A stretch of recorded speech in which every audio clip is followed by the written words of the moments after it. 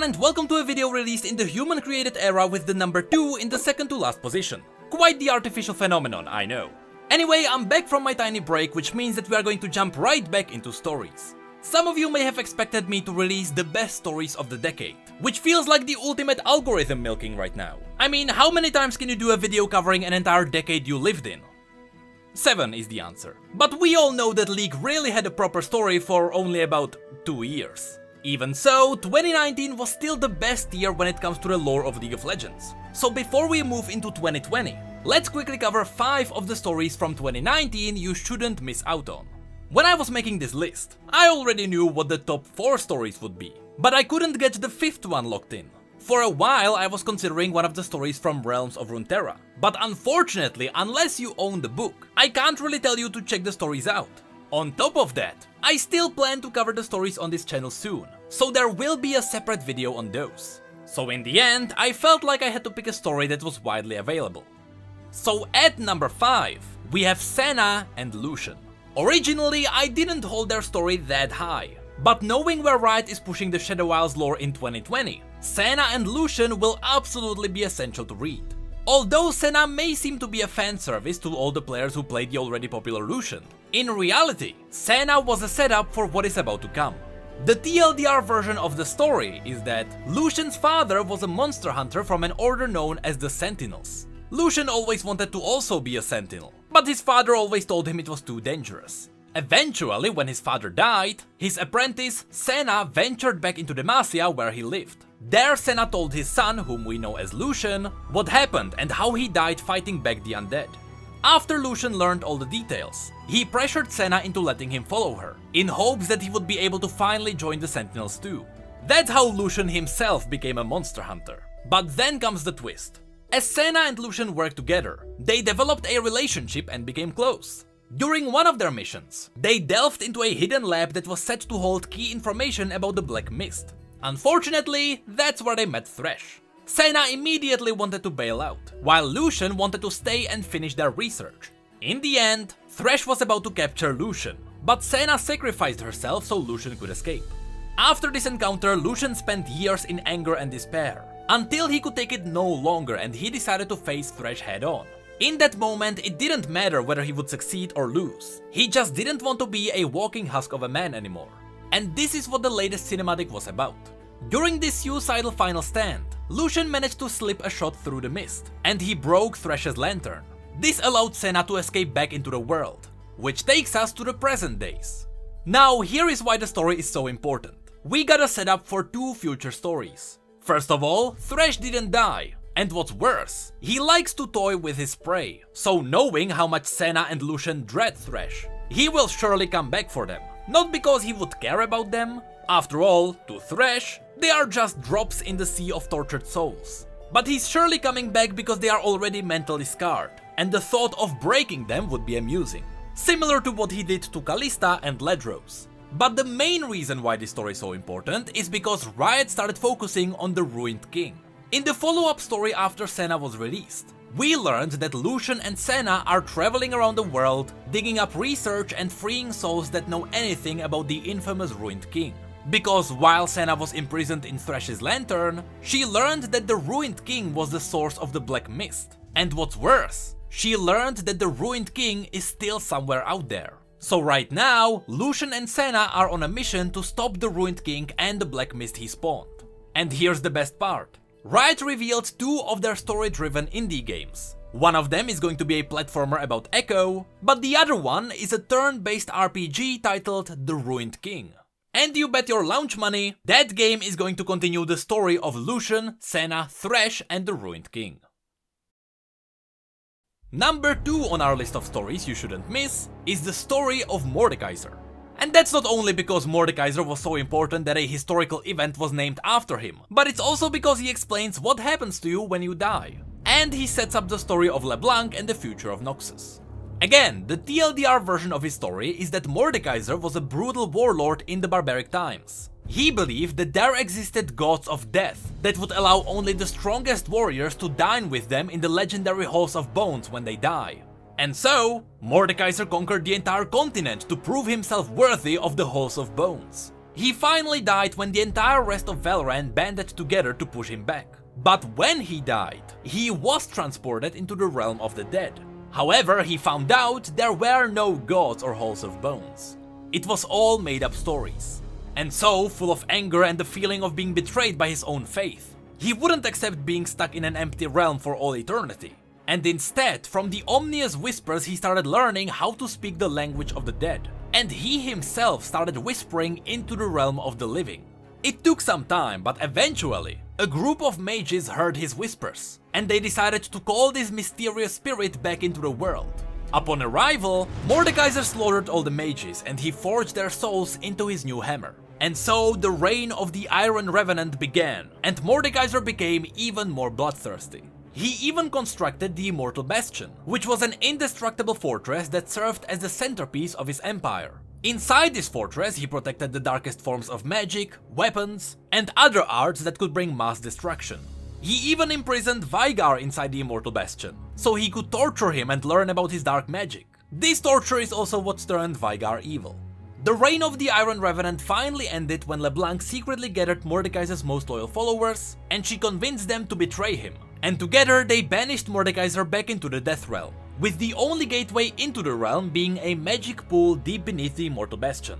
The cool thing is that, although LeBlanc thinks she's super smart because she always wins by manipulating people from the shadows, this time Mordekaiser won as well. Because when he returned to the realm of the dead, he didn't come back to an empty place. This time it was full of all the souls he slaughtered in the world of the living. And just like he forged the souls of the mages into his hammer, he let the stronger souls serve in his eternal army, while he forged the lesser souls into bricks, which he used to construct a ghastly fortress inside the Death Realm itself. So in the end, Mordekaiser became the god of death he once worshipped. This story will probably be important in 2020. Because again, not only will we get more stories about the undead, which could possibly relate to Mordekaiser as well, but Mordekaiser is waiting for the opportunity to escape through the hole in the Immortal Bastion. A hole which only LeBlanc knows about. So Mordekaiser effectively became a new threat to Runeterra. At number 3 we have the story of Xin Zhao and Jarvan IV. I have no doubt in my mind that this story will be revisited at some point this year. Originally, Xin Zhao alone became an amazing champion in 2019. His story started with explaining how he was captured during the Noxian invasion of Ionia, when he was still nearly a boy, how he became a Noxian Reckoner, which is a fancy word for a gladiator, and how he was later sent to die fighting Demacians. But instead of being executed, King Jarvan III, with very young Prince Jarvan at his side, granted the Noxian warriors mercy, because he knew they fought for Noxus because they had to. But instead of leaving to quietly live in the Demacian highlands, Xin insisted to fight at the side of the king himself, which King Jarvan allowed, realizing that Xin already had more than enough chances to kill him, and he was definitely skilled enough to do it, and yet Xin Zhao never even tried. This story on its own was really good, but things got way more interesting when we got the story that happens after the Lux comic, cleverly named Aftermath. This is going to be a massive spoiler if you haven't read the Lux comic yet. You've been warned.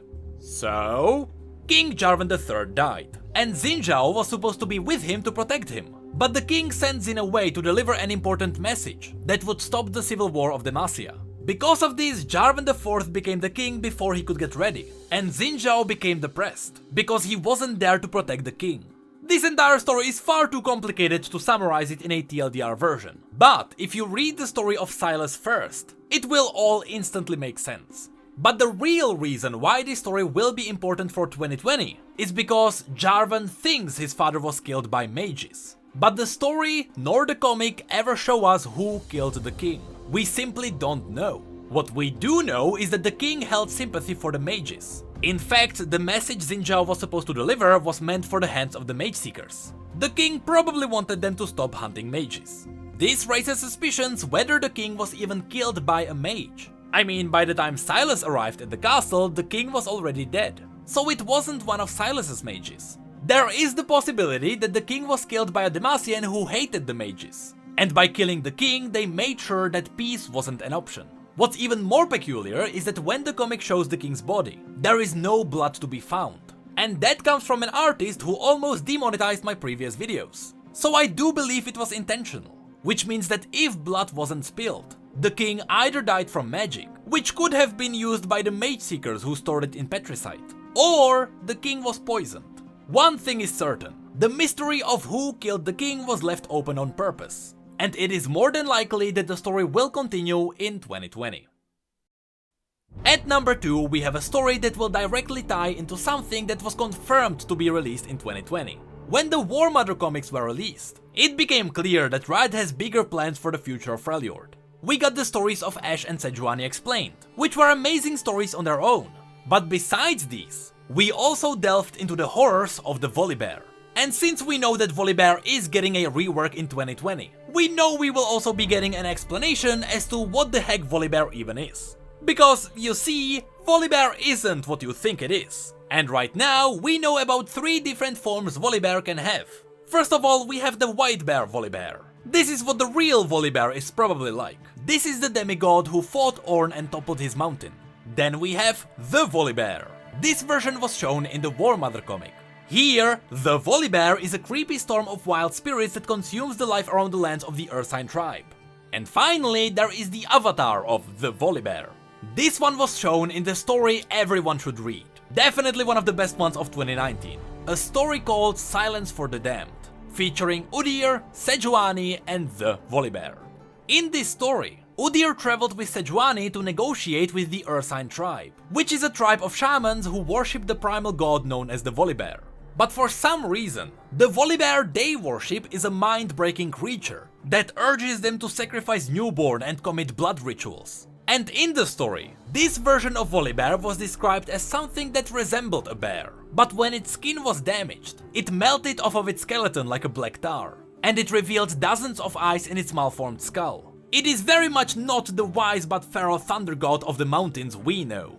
On top of that, this horrifying mockery of a god empowers the Ursine. And unlike normal shapeshifters who can shift in and out of animalistic forms, the Ursine are so entwined with the primal spirits that most of them never shift back into humans. And sometimes they even get trapped in between. What's worse, the primal power of the Volibear twists their forms into horrifying creatures. Some of them get extra eyes, some of them get extra jaws, some of them have a baby grow inside their mouth that vomits black goo. Long story short, this version of the Volibear is a Lovecraftian horror. Which brings us to the question, how will Volibear's rework explain all of this? The writers hinted that the other forms of Volibear are just reflections of the people that believe in them. The Ursine are shamans that use black magic, and so when they worship Volibear, their black magic amalgamates into a horrifying mockery of a real god. The storm we saw in the comic was also hinted to be following the Ursine. So just like the scary goopy bear, the storm might also be just a conjuration of their black magic.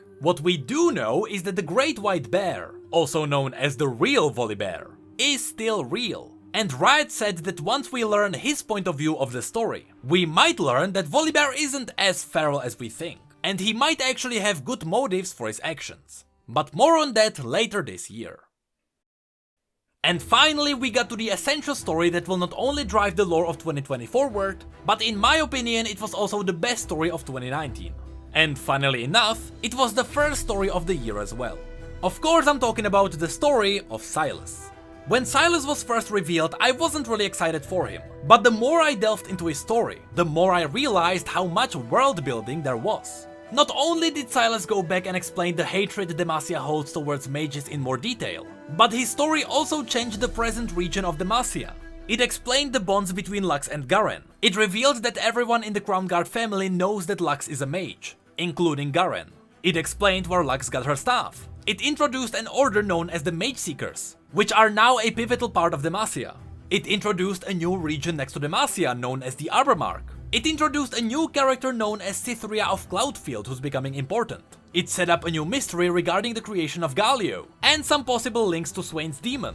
The outcome of the story gave Demacia a new king, and now Silas traveled to Freljord to gain more allies there. So in 2020, the story will likely continue, and Freljord might attack Demacia from the north. The list could actually continue. We didn't even get to the fact that 2020 will probably focus on the return of Morgana. But just trust me when I say that Silas was an incredible addition to the world of League of Legends. And over the many stories he got, he pushed the story forward unlike anything we have seen before. if you want to learn about his story. We have a video that explains the basics, and after that we got a video on the story that sets up Cytheria of Cloudfield and the Arbormark Nation. Of course, after that you can go through the Lux comics, and lastly you can get up to date with the latest story called The Shackles of Belief. We don't have a video on that one yet, but it is coming very soon. And that was the list of stories released in 2019 you definitely shouldn't miss. When at the beginning of 2019 Riot said that the world is pretty much set up and that the stories will start moving forward, I didn't believe them, so it is nice to see them prove me wrong. 2019 was a proof that League is getting some incredible lore. So in 2020, if anyone says that the story of League of Legends sucks, smack them in the face. Or go Blender, that usually works. Hey, did you know that we have social media and Twitch where we talk about other League facts and stories? And did you know that we have neat mugs and shirts too? The links to all of that will be below. And as always, thank you, come again.